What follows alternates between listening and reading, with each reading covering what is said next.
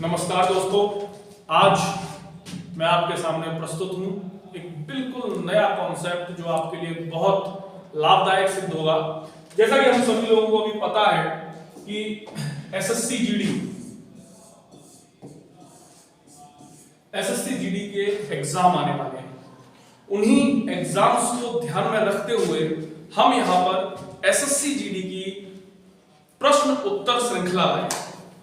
आपको पता होगा बहुत से इंपॉर्टेंट क्वेश्चंस होते हैं जिन्हें हम लोग अगर कर लेते हैं तो उनमें से कई प्रश्नों की परीक्षा में आने की संभावना बहुत ज्यादा होती है। तो हमने हर विषय से ऐसे ही प्रश्न छाटे हैं और प्रतिदिन हम आपको इसी प्रकार की श्रृंखला कराएंगे। आप इस श्रृंखला से जुड़िए और 100% आपको पेपर में यहां से प्रश्न मिलेंगे। इस बात की मुझे पूरी एक संभावना है, पूरी एक उम्मीद है। तो हम सबसे पहले मैं आपको बता दूं कि हम लोग इतिहास के प्रश्नों को उठाएंगे कि हम लोग एसएससी जीडी में इतिहास से कौन से प्रश्न पूछे जा सकते हैं। तो बिना किसी समय को बर्बाद किए हम लोग इस श्रृंखला को प्रारंभ करते हैं। उससे पहले अगर आपने चैनल को सब्सक्राइब नहीं किया है तो इस चैनल को सब्सक्राइब जरूर कीजिए, अपने दोस्तों को शेयर कीजिए, लाइक कीजिए। देखिए, ये प्रश्न जो है वो एसएससी जीडी का 30/11/2021 की फर्स्ट शिफ्ट में पूछा गया प्रश्न है। हम लोग देखते हैं प्रश्न क्या है। एसएससी जीडी में बहुत से प्रश्न रिपीटेड भी हो जाते हैं, तो हमें प्रश्नों को बड़े ध्यान से देखना है जिससे एक भी प्रश्न हमारा छूटे नहीं। प्रश्न है, सम्राट फिर खाली स्थान ने मोहम्मद हुसैन अल कातिब कश्मीरी को उनकी सुंदर लिखावट के लिए जरीन कलम या स्वर्ण कलम उपाधि से सम्मानित किया। देखिए दोस्तों, पहले क्या होता था, राजा महाराजाओं का एक अलग कॉन्सेप्ट होता था। राजा महाराजा बैठा करते थे, सामने कोई संगीत गाया करता था, कोई चुटकुले सुनाया करता था, कोई राजाओं के बारे में कुछ लिखा करता था। ऐसे ही एक बार की बात थी, अकबर के दरबार में एक व्यक्ति जिसका नाम था मोहम्मद हुसैन अल कातिब कश्मीरी एक अपना लेख लेकर आया और जब उस लेख को अकबर ने देखा तो अकबर इतना प्रसन्न हुआ उसके सुंदर हैंडराइटिंग को देखकर कि अकबर ने उसे जरीन कलम या स्वर्ण कलम की उपाधि दी। तो यहाँ पे देखिए, हमें शासक का नाम लिखना था। पहला ऑप्शन है औरंगजेब, गलत। दूसरा ऑप्शन है जहांगीर, गलत। तीसरा ऑप्शन है शाहजहां, गलत। चौथा ऑप्शन है अकबर। तो यही प्रश्न सही है। नियम तो ये कहता है कि अगर ये प्रश्न आपको नहीं आता तो आपको ये प्रश्न नोट कर लेना चाहिए। ठीक है, मैं एक बार फिर पढ़ता हूं। सम्राट अकबर ने मोहम्मद हुसैन अल कातिब कश्मीरी को उनकी सुंदर लिखावट के लिए जरीन कलम या स्वर्ण कलम की उपाधि से सम्मानित किया। मेरे भाइयों, अकबर ने कुछ लोगों को और सम्मानित किया था, हम लोग देखेंगे। जैसे अकबर साहब ने बीरबल को कवि प्रिय की उपाधि दी। हो सकता है इस बार आपसे पूछ लिया जाए कि अकबर ने किसे कवि प्रिय की उपाधि दी, या फिर पूछ लिया जाए बीरबल को किसने कवि प्रिय कहा था। अगला देखिए, सीरी कलम की उपाधि दी अब्दुल समद को, महामात्र की उपाधि दी नरहरि को, कंठाभरण मोस्ट इंपॉर्टेंट है ये।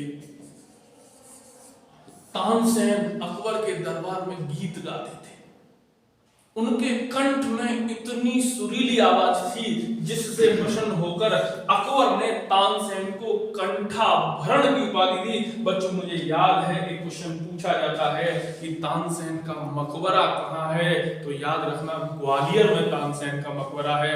ये प्रश्न बहुत पूछा जाता है। अमीर उल उमरा की उपाधि भी तानसेन को ही दी गई। किसके द्वारा? अकबर के द्वारा। ये बहुत इंपॉर्टेंट फैक्ट है और आपकी परीक्षा में कोई ना कोई एक फैक्ट इनमें से आपको मिल सकता है। अगला प्रश्न हम देखते हैं। देखिए, फिर उसी ट्रेंड का प्रश्न है कि कदमाई के तहत भू राजस्व एक रूप था। यहाँ पे ये बताया गया है कि कदमाई एक प्रकार का रेवेन्यू सिस्टम था, भू राजस्व था, और पूछा जा रहा है वो किस राजतंत्र के अंदर था या किस वंश के तहत था। तो मैं आपको बताना चाहूंगा, चोल शासकों ने भू राजस्व की एक प्रथा चलाई थी जिसे कदमाई कहा गया था। तो याद रखेंगे, कदमाई भू राजस्व की प्रथा किससे संबंधित है? चोल शासकों से संबंधित है। अगला हमारा कॉन्सेप्ट है कि रजिया पहली मुस्लिम शासक भारत के किस तुर्की शासक की बेटी थी? तो भाइयों, यहाँ पे सबसे पहली चीज तो हम समझें कि रजिया भारत की पहली मुस्लिम शासिका महिला थी। यानी कि अगर मुस्लिम शासकों की बात करें तो रजिया पहली महिला शासिका थी। मैं आपको बता दूं कि रजिया इल्तुतमिश की पुत्री थी। किसकी पुत्री थी? इल्तुतमिश की पुत्री थी। तो देखिए, पहला ही ऑप्शन है शम्सुद्दीन इल्तुतमिश। याद करेंगे, इल्तुतमिश ने एक इक्ता प्रथा भी चलाई थी। ये क्वेश्चन भी बहुत ज्यादा पूछा जाता है कि इक्ता प्रथा किसने चलाई थी? तो इल्तुतमिश ने इक्ता प्रथा चलाई थी। एक और बात याद रखेंगे कि इल्तुतमिश का स्वामी था कुतुबुद्दीन ऐबक, और कुतुबुद्दीन ऐबक ने कुतुब मीनार को बनवाना प्रारंभ करवाया, लेकिन पूरी नहीं बनवा पाया। तब तक इसकी मृत्यु हो गई। तो इल्तुतमिश ने ही आगे चल के कुतुब मीनार के निर्माण को आगे बढ़ाया। बताते हैं कि कुछ समय बाद कुतुब मीनार की ऊपर की मंजिल पर बिजली गिरने से क्षतिग्रस्त हो गई कुतुब मीनार। तो उस समय शासक था फिरोज शाह तुगलक, जिसने क्या किया, उस ऊपरी मंजिल को मरम्मत कराया और एक 5वीं मंजिल का निर्माण और करा दिया। कभी कभार ये भी प्रश्न पूछ लिया जाता है। देखिए बेटा, YouTube एक ऐसा माध्यम हो गया है जो आपको बहुत आराम से और निशुल्क शिक्षा उपलब्ध कराता है।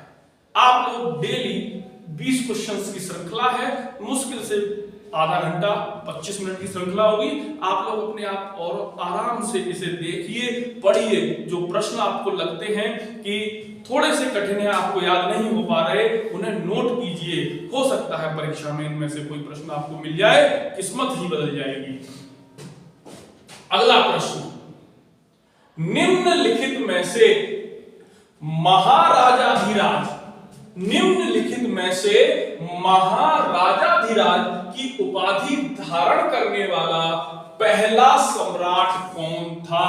निम्नलिखित में से महाराजाधिराज उपाधि को धारण करने वाला पहला सम्राट कौन था? पहली चीज तो याद रखिए कि महाराजाधिराज उपाधियां हिंदू शासकों ने ही ली हैं। परम भट्टारक, महाराजाधिराज, ठीक है ना, इस प्रकार की उपाधियां हिंदू शासकों में नहीं ली हैं। और महाराजाधिराज सबसे पहले जो उपाधि ली वो चंद्रगुप्त प्रथम के द्वारा ली गई। ये गुप्त वंश का शासक था, बड़ा प्रतापी शासक था। इसके द्वारा सबसे पहले महाराजाधिराज की उपाधि को धारण किया गया।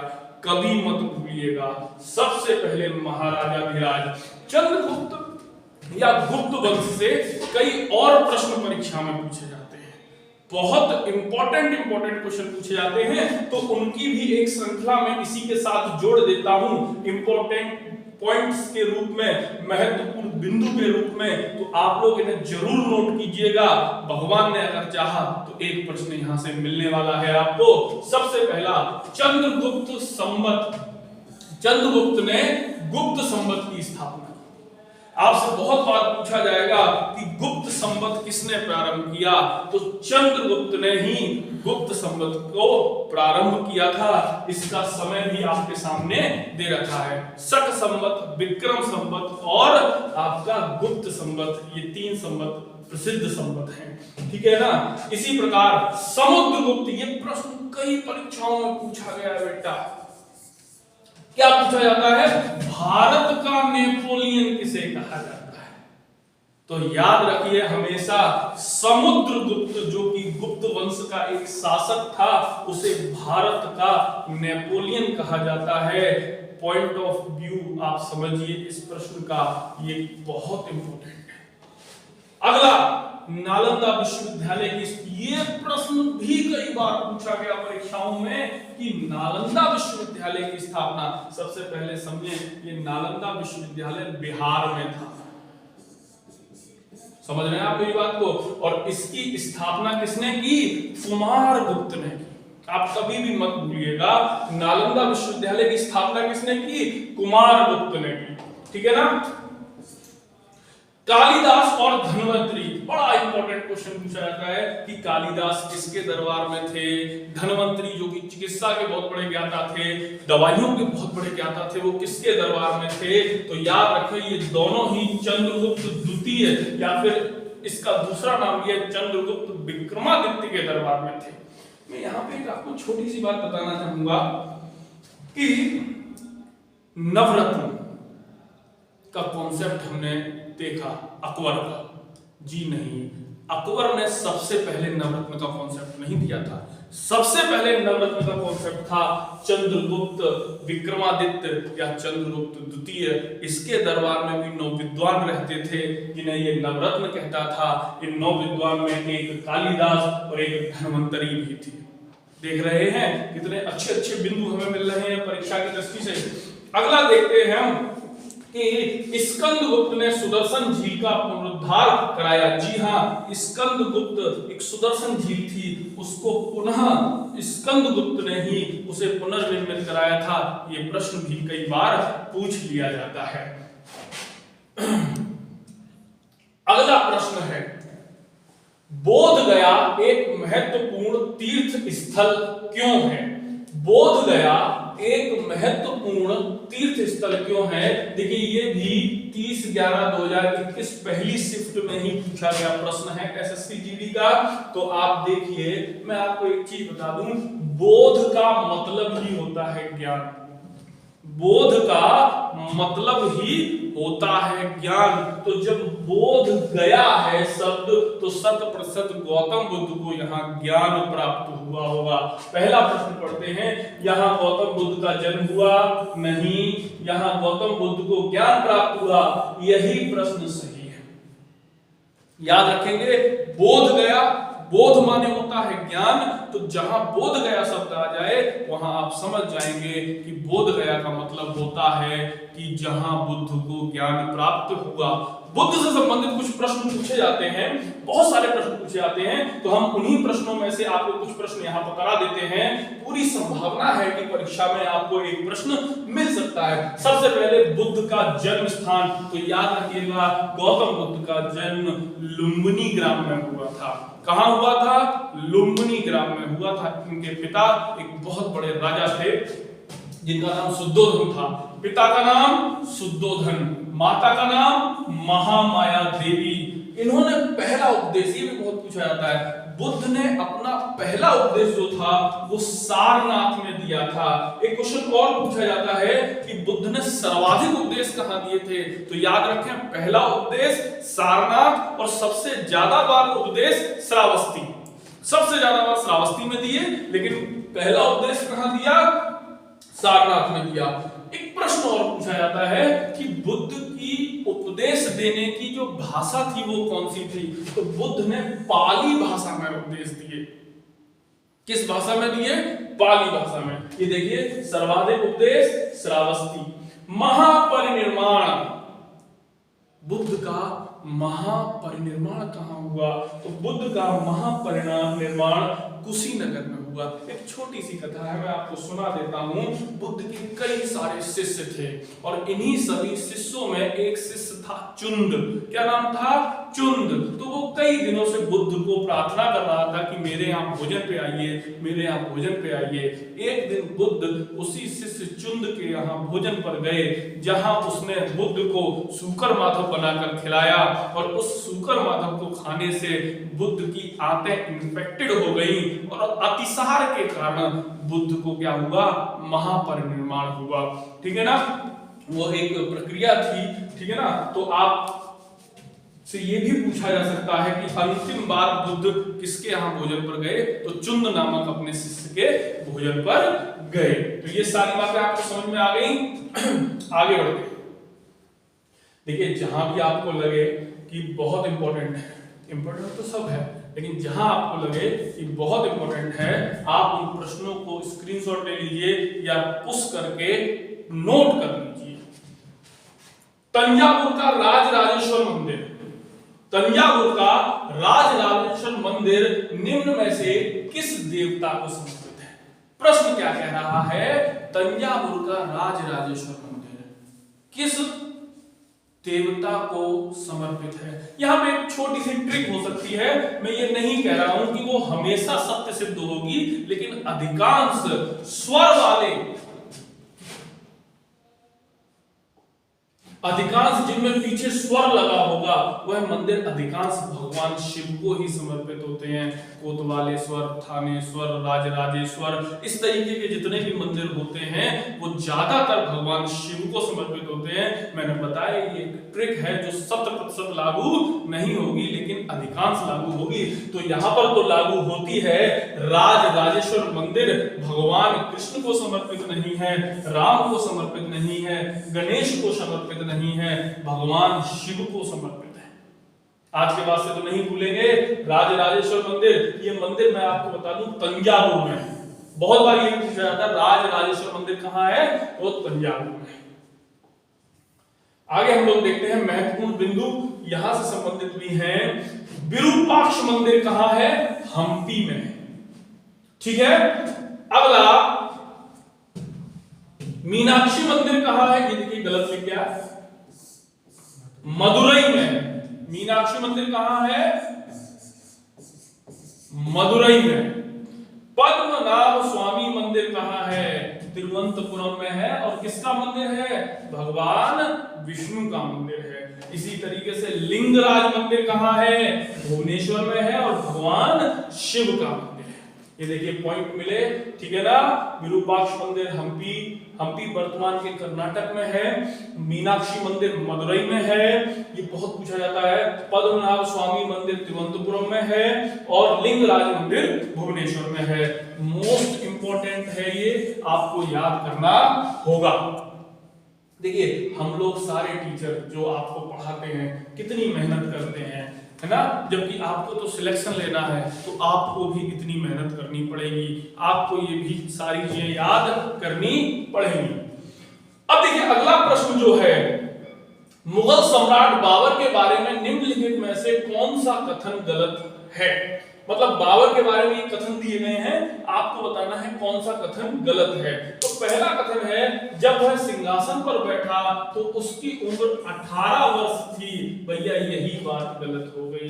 बाबर जब सिंहासन पर बैठा तो संभवतः उसकी उम्र 11 वर्ष थी। अकबर जब सिंहासन पर बैठा तो उसकी उम्र 13 वर्ष थी। तो यही बात गलत हो गई। दूसरी और चीजें हम पढ़ते हैं, उसमें फरगना के राज सिंहासन, जी हाँ, बाबर का जन्म फरगना में हुआ था। इसके पिता का नाम उमर शेख मिर्जा था, माता का नाम तुगलक निगार खां था। ये बाबर के माता पिता थे, ठीक है ना। इसने 1449 ईस्वी में राज सिंहासन प्राप्त किया, ये बात भी बिल्कुल सही है। यह पहला मुगल सम्राट था। जी हाँ, बाबर ने भारत में 1526 ईस्वी में पानीपत के प्रथम युद्ध में इब्राहिम लोदी को परास्त किया और भारत में मुगल वंश की स्थापना की। यह मुगलों में पहला शासक हुआ। यानी कि इस प्रश्न का पहला ही विकल्प गलत है, ठीक है। चलिए आगे बढ़ते हैं। निम्नलिखित में से कौन सी पुस्तक बाणभट्ट द्वारा लिखी गई?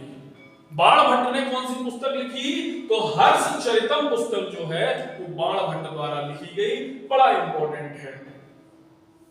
कुछ देखिए इंपॉर्टेंट पुस्तकें हैं जहां से प्रश्न पूछा जा सकता है। तो ये पुस्तकें आपके सामने है, अकबरनामा, अबुल फजल, मालविका, अग्निमित्रम, कालिदास, अष्टाध्यायी, पाणिनि, रामायण, वाल्मीकि, महाभारत, वेद व्यास, अर्थशास्त्र, चाणक्य, कामसूत्र, वात्सायन, बुद्ध चरित्र, अश्वघोष। ये आप स्क्रीनशॉट ले लीजिए, ये आपको याद करनी पड़ेगी पुस्तकें। अगला आप देखिए महाभाष्य पतंजलि।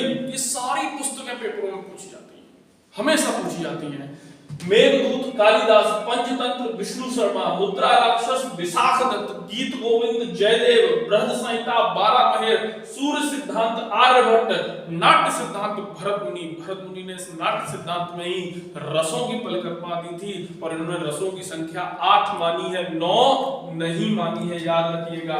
भरत मुनि के अनुसार रस कितने होते हैं? 8 होते हैं, ना कि 9 होते हैं, क्योंकि उन्होंने शांत रस को रस नहीं माना। इन्होंने ही श्रृंगार रस को रसराज कहा। ये प्रश्न, सारे प्रश्न पूछे जाते हैं, श्रृंगार रस को रसराज किसने कहा?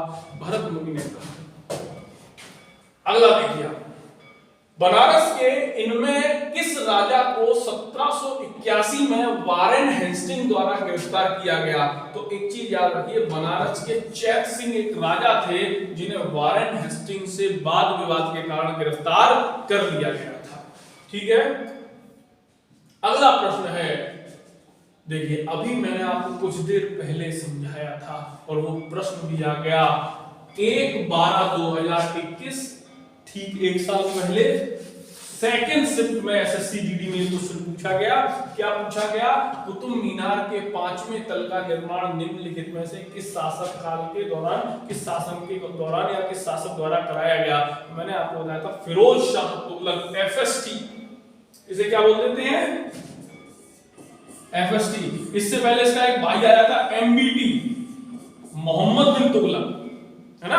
तो किसने कराया? फिरोज शाह तुगलक ने कराया। किसने कराया? फिरोज शाह। मैंने आपको बताया कुतुब मीनार का निर्माण प्रारंभ किया कुतुबुद्दीन ऐबक ने, उसको और विस्तार से बनवाया इल्तुतमिश ने, और 5वीं मंजिल का निर्माण कराया फिरोज शाह तुगलक ने। मुझे सन याद नहीं है, लेकिन किसी आयोग पीसीएस वगैरह में क्वेश्चन पूछा गया है कुतुब मीनार के निर्माण में कितने शासकों का योगदान है, तो हमारा उत्तर होता है 3 शासकों का योगदान है। पहला कुतुबुद्दीन ऐबक, दूसरा इल्तुतमिश और तीसरा फिरोज शाह तुगलक। देखिए कुछ बिंदु हैं, यहां से प्रश्न बन सकता है, जैसे ताजमहल आगरा में है, शाहजहां ने बनवाया। लाल किला दिल्ली में है, शाहजहां ने बनवाया। फतेहपुर सीकरी आगरा में है, अकबर ने बनवाया फतेहपुर सीकरी का किला। अजंता की गुफाएं महाराष्ट्र में हैं, हवा महल जयपुर में है, ठीक है, कोणार्क मंदिर पुरी में है। ठीक है, ये आपको सारे याद करने हैं, आप स्क्रीनशॉट ले सकते हैं और इन्हें याद कर सकते हैं। अगला देखिए प्रश्न है, निम्नलिखित में से किसने अवध को अशांत क्षेत्र घोषित किया या करने में महत्वपूर्ण भूमिका निभाई थी, जिससे इसे ब्रिटिश नियंत्रण में लाना आवश्यक हो सके? याद रखिए, अवध बोले तो लखनऊ, अवध का मतलब लखनऊ। तो याद रखिए, लॉर्ड डलहौजी ने हड़प नीति लाने के लिए अवध को अशांत क्षेत्र घोषित किया था, जिससे अवध को ब्रिटिश साम्राज्य में मिलाया जा सके। इसने एक डॉक्ट्रिन ऑफ लैप्स भी दी थी, राज्य हड़प सिद्धांत, जिसके तहत सतारा, जयपुर, संभल, उदयपुर, गोघाट, झांसी, नागपुर, इन सबको क्या किया गया था? ब्रिटिश साम्राज्य में मिला दिया गया था और कुशासन के आधार पर अवध को मिला दिया गया था। 1865 में निम्नलिखित में से किसे बॉम्बे का पहला नगर आयुक्त नियुक्त किया? तो ये भी क्वेश्चन अच्छा है। आर्थर क्रॉफर्ड को बॉम्बे का पहला नगर आयुक्त नियुक्त किया गया था। इस प्रश्न को भी आप याद कर सकते हैं, अच्छा प्रश्न है, एसएससी जीडी में पूछा गया प्रश्न है। 1857 तक भारत के मुगल सम्राटों का लगभग 200 वर्ष तक निवास स्थान रह चुका था। तो देखिए, मैं आपको एक चीज बताना चाहूंगा कि ये लाल किला में मुगल बादशाह सबसे ज्यादा रहे। इस लाल किले से तात्पर्य दिल्ली का लाल किला है, ना कि आगरा का लाल किला। मेरे भाई, बहुत से लोग आगरा को भी लाल किला कह देते हैं, जबकि आगरा का किला आगरा फोर्ट है, ना कि लाल किला। लाल किला जब भी केवल बोला जाए तो वो दिल्ली का ही किला रहेगा। दिल्ली के किले को ही लाल किला नाम दिया गया है। यद्यपि आगरा का किला जो है, आगरा फोर्ट जो है, वो लाल चूना पत्थर का बना हुआ है, लेकिन उसे लाल किला नहीं कहा जाएगा। हाँ, अगर हम साधारण भाषा में कहें तो आगरा का लाल किला बोल देंगे तो एक बार को चल जाएगा, लेकिन हम लोग बोल देते हैं लाल किला आगरा में है। नहीं, जब भी लाल किला की बात आए तो वो दिल्ली में है। आगरा में जो किला है जिसका निर्माण अकबर ने कराया था वो रेड फोर्ट नहीं है, वो आगरा फोर्ट है, उसे आगरा का किला नाम दिया जाता है। Got it? कितना अच्छा प्रश्न है ये। प्रश्न मैं कई परीक्षाओं में देख चुका हूं। प्रश्न है, राजा टोडरमल निम्नलिखित में से किस मुगल सम्राट के शासनकाल के दौरान मुख्यमंत्री थे या भू राजस्व मंत्री थे? दोनों प्रश्न पूछे जाते हैं। भू राजस्व मंत्री थे तो याद रखिएगा अकबर के शासनकाल में टोडरमल साहब राजस्व मंत्री थे और नवरत्न में से एक थे। अकबर के जो नवरत्न थे उनमें एक टोडरमल साहब भी थे। याद करिए, अकबर से पहले एक बादशाह हुआ शेर शाह सूरी, मुगल वंश का नहीं था, सूर वंश का था। शेर शाह सूरी के दरबार में भी टोडरमल साहब राजस्व मंत्री थे। यानी कि अगर आपसे कभी ऐसे ऑप्शन आए कि टोडरमल साहब किसके दरबार में राजस्व मंत्री थे और ऑप्शन अकबर ना मिले तो वहां पे शेर शाह सूरी सही हो जाएगा। मीर जाफर को किस वर्ष पुनः बंगाल के नवाब के रूप में प्रतिष्ठित किया? अब देखिए, बंगाल में व्यवस्थाएं थोड़ी सी अलग तरीके की रही। सिराजुद्दौला जब बंगाल का नवाब था तब अंग्रेजों ने सिराजुद्दौला को परास्त करने के लिए उसके सेनापति मीर जाफर से मित्रता कर ली और कहा कि अगर आप युद्ध में हमारा साथ देते हो तो युद्ध जीतने के बाद हम आपको नवाब बना देंगे। और प्लासी का युद्ध हुआ। प्लासी के युद्ध में मीर जाफर ने अंग्रेजों का साथ दिया और सिराजुद्दौला की हार हुई और नवाब मीर जाफर को बनाया गया। किंतु आगे चल के मीर जाफर को भी अंग्रेजों ने हटा दिया और मीर कासिम को नवाब बनाया। जब मीर कासिम ने अंग्रेजों की इच्छा के अनुसार कार्य नहीं किया तो पुनः मीर कासिम को हटाकर 1763-64 में बक्सर युद्ध के समय क्या किया गया? मीर जाफर को पुनः बंगाल का नवाब बना दिया गया। आपसे एक प्रश्न पूछा जाता है, जिस समय बक्सर का युद्ध हुआ उस समय बंगाल का नवाब कौन था? याद रखिए, बक्सर का युद्ध शुरू होने से पहले अंग्रेजों ने मीर कासिम को हटाकर मीर जाफर को बंगाल का नवाब बना दिया था। यानी कि जब भी प्रश्न ऐसे पूछा जाएगा कि बक्सर के युद्ध के समय बंगाल का नवाब कौन था तो आंसर आएगा मीर जाफर। निम्न में से कौन सा इब्राहिम लोदी को पराजित करने के बाद पहला मुगल सम्राट बना? देखिए, ये प्रश्न, इस प्रश्न के बारे में मैंने जब बाबर बताया था तो बताया था आपको, क्लास में भी बता चुका हूं मैं कई बार। देखिए, बाबर पहला मुगल बादशाह था जिसने भारत में 1526 ईस्वी में आक्रमण किया, इब्राहिम लोदी से युद्ध किया, पानीपत का युद्ध हुआ ये, और इस युद्ध में इब्राहिम लोदी को परास्त किया। याद रखिए, इब्राहिम लोदी मध्यकालीन भारत का एकमात्र शासक है जो युद्ध क्षेत्र में मारा गया। युद्ध क्षेत्र में मारा गया। कोई घायल हो गया, बाद में मर गया, कोई भाग गया और तो मर गया, कोई किसी और तरीके से मर गया, लेकिन युद्ध क्षेत्र में लड़ते लड़ते मारा जाने वाला शासक इब्राहिम लोदी भी है मिडिवल हिस्ट्री में। प्रश्न है, निम्नलिखित में से कौन सा इब्राहिम लोदी को पराजित करने के बाद पहला मुगल सम्राट बना? तो आपके सामने आंसर है बाबर। बाबर ने ही मुगल वंश की स्थापना की। इतनी बात आपको क्लियर है? ठीक।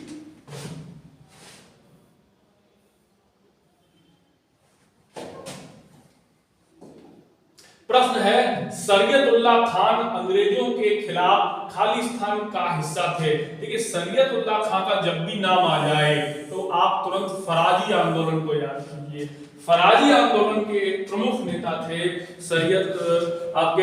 शरीयतुल्लाह खान।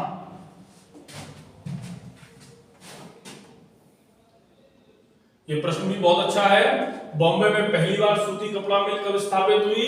तो 1867 में सबसे पहले सूती कपड़ा मिल आई बॉम्बे में।